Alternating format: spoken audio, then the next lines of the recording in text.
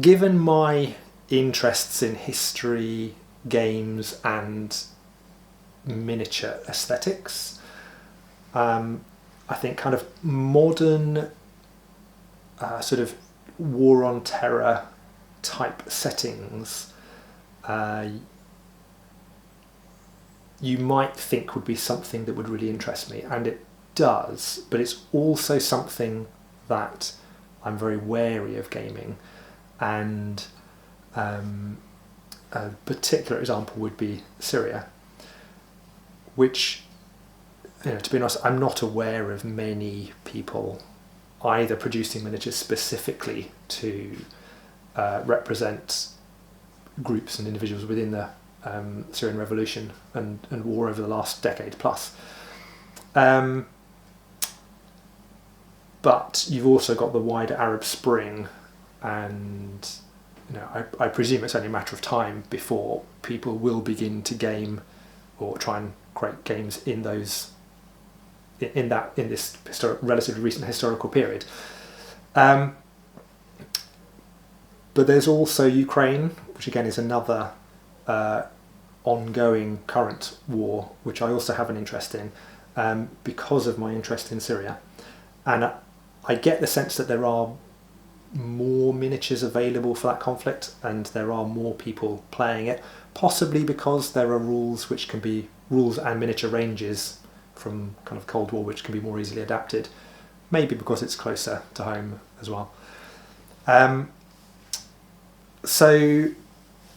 I suppose the reason why this is a particular interest of mine is that I did live in Syria for several years, 2005 to 2007, and so I have an emotional connection to the country. I had a fantastic time when I was living there. I've got friends who are in Syria now who've lived there throughout the war. I have Syrian friends who've been forced to flee the country. People that I didn't know when I was living in Syria, but I have got to know in this country. And some of my Syrian friends I'd lost touch with, and I've no idea what happened to them, whether they're alive or dead or where they may be today. And so I say I'm not really aware of people gaming or trying to game in Syria, in the Syrian war, which I'm grateful for, because of that I would feel very uneasy about trying to run a game or set a game in that war. But it was discussing gaming in Ukraine, set in Ukraine, that was what made me examine why I felt this way and work out what my reasons were for thinking this way. Because I suppose I ought to say that wargaming is a hobby, and it appeals to different people for different reasons, and I'm very much a believer in personal choice and freedom, and people should pursue things that interest them. They can explore ideas and hobbies in their own way. So it's not that I think it's evil or should be banned or anything like that, but I do think there are some conflicts that I would feel really, really uncomfortable seeing people gaming, and I would hate to game myself. And so I say it was discussing setting games in the Russian invasion of Ukraine that really got me thinking about this. And it was a conversation that took place in the comments on a series of articles published on, as it was, Beasts of War, now on Tabletop. And the guy who's not his real name, but Ariskini, who was producing these series of articles, has done a lot of historical gaming, is a very interesting historian and researcher himself, and his articles are always very well researched and well argued. And it was apparent that he was writing about this war in Ukraine, a war against Ukraine, treating it very sensitively, trying to understand what was happening and why, motivated by trying to create realistic games. And my interest in Ukraine particularly comes from Syria, where the reason being Russia invaded Syria a few years before it invaded Ukraine, and Russia had everything Russia has been doing in Ukraine, murdering, raping, driving people out of cities, literally destroying swathes of the country, were things they had been doing in Syria. And so I and lots of Syrians followed what was happening in Ukraine for that reason, and for that reason we're taking an interest in Ukrainians resisting Russian aggression. And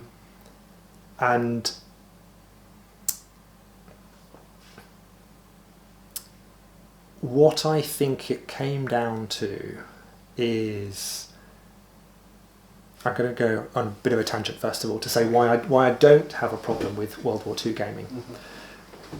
I think people who aren't aware that wargaming exists as a hobby, or people that find out wargaming exists as a hobby, I think it's probably quite a common thing for people to wonder if it's okay to wargame the Second World War. And it's quite common, I think, for people to ask, but doesn't that mean one of you has to play the Nazis? How do you feel about that? How does it feel cheering on, trying to make the Nazis win, or variants of that argument? And the reason I think it's fine is, and this won't come as a surprise to wargamers, particularly wargamers of World War II, is that's not what wargamers do. It's not what, there's probably odd weirdos as there are in all walks of life, but basically when people are wargaming the Second World War, they're not cheering on one side or another. They're interested by a historical period. The process of researching conflicts is in many ways a very respectful thing to do. It's a way of learning about history. But I think the big difference with something like the Second World War is that nothing that happens in a game will influence anything in real life. And that might sound like a very obvious thing to say, but I don't think that's true when we talk about modern gaming or certain types of historical gaming. What do I mean by that? The Nazis lost, thankfully. The Nazis were bad, everyone knows that. No one that plays a World War II game thinks the Nazis were good. No one wants the Nazis to win. No one's trying to recreate Nazism today, at least wargamers anyway. So whilst people are painting miniatures, playing games based on a really horrific period of human history, all of the participants know its history, and nothing they do will persuade anyone or convince anyone. It won't have any impact on the day today, on the world today. The reason that I would dread watching someone try to create a game out of the war in Syria is that whilst it's quite possible someone could do that well, they could really know what they're talking about, they could do the research, they could create research a particular battle, they can understand what's going on and what they're portraying. But I think the war in Syria particularly, I'm sure this applies to other conflicts too, but particularly the war in Syria has been very misunderstood, I think, by most people. Now I think it's been a very long and complicated war, and who the people fighting are has changed over the years. Their reasons for fighting has changed. Which groups and factions have been backed by which other powers, which alliances have been made, all of these things have changed over the years.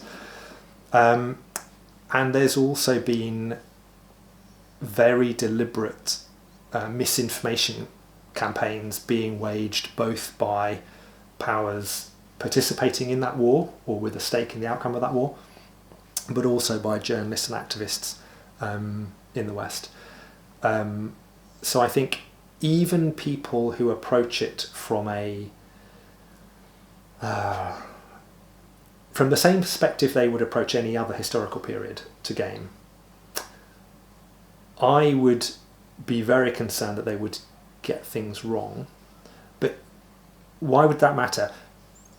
Even if they got it right, I still worry that what they do would feed into a debate that's ongoing today.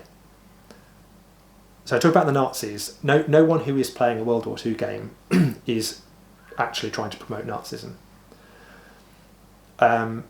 And no one who watched that game being played would change their view of the Nazis or change their understanding of the Second World War based upon what they saw in that game. Someone watching a game set in the Syrian war, perhaps particularly if it was well researched, may well come away from that game, from watching that game or participating in that game, believing that they understand what's happening. And they might be right. But as I say, it has been a very complex war, and if people get that wrong, or if they, in the way they do things, that plays up certain aspects of truth and downplays other certain things which are also true, I think, and it may sound very silly to say this given how small a single game is and how insignificant anything most of us do any of the time is. But even if only in a small way, I think people could come away from gaming something like that thinking, I've got more sympathy with what that side were trying to do now, or I'm understanding what the objectives were, and even people who are wanting to be objective and who are simply doing it from either with maybe with no interest in the war. I doubt you'd get many people wanting to game in Syria if they had literally no interest in it, but I think I would feel there's a real risk that people would come away from their experience of that game feeling like they have learned something, and I would worry about what they have learned and how that feeds into a war over the narrative, which I think is still ongoing. And since we spoke a few months ago, things have changed dramatically in Syria. It looked at that time that one of the most horrific dictatorships in the world for many decades was essentially going to remain in power for the foreseeable future and was going to continue to just destroy lives, ruin the country, spread destruction within and beyond its borders. Since then, the government has collapsed. It was overthrown. And Syrians today are, as we speak, are trying to rebuild their country, work out as a society how they reconcile some of the awful things that have been done by Syrians and by outsiders who are backing, who backed or were backing different groups. And one of the themes throughout this war has been people who are frankly sympathisers of the Assad dictatorship, pushing a narrative that there was sort of an attempt at Western-backed regime change, that Assad was part of a kind of a global resistance against Western imperial powers, and people who either didn't know or knew and just didn't care about what their dictator Assad was doing to people. and this much the same narratives have also been playing out around the Russian invasion of Ukraine, and we're still seeing the consequences of that. And so I hope that explains why, whilst I would never tell anyone not to do this, but why I would not want anyone to do it, and why I would not want myself to do it. I would not want people to be participating in what I think is a battle of ideas and a battle against misinformation and propaganda, without really knowing what they were doing, what their motivations were, what their sources were, and doing anything that might inadvertently lead to themselves or others walking away with conclusions about who was doing what and why that actually feed into policy debates today. So, as our government is considering whether to lift sanctions, whether to support particular groups or not. So, whether a few people wargaming are going to tip things one way or another, probably not. But the principle there is that wargaming conflicts that are complex, misunderstood, and are highly contested just makes me feel very, very uneasy, given what is going on and what has been going on.